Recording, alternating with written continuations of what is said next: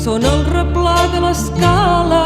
La mare quan surt a obrir porta la bata posada. Què volen aquesta gent? Ara mateix, fa tot just un any, que en aquesta plaça s'hi trobaven més de 1.000 ànimes per denunciar el segrest de 9 persones.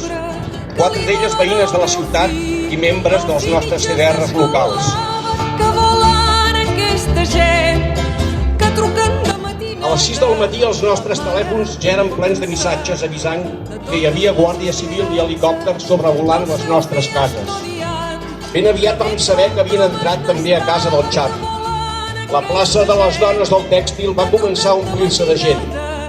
Dies que parla poc i cada nit s'agitava. Li venia En Jordi viu aquí. Voleu dir que no han vingut a buscar en Jordi? Aquell dia van deixar anar la Clara i en David i es van quedar en Xavi i en Jordi, l'Edu, en Germinal, l'Alexis i en Xavi i en Ferran. Davant de cada agressió de l'Estat respondrem organitzades, perquè si ens toquen a una, responem totes.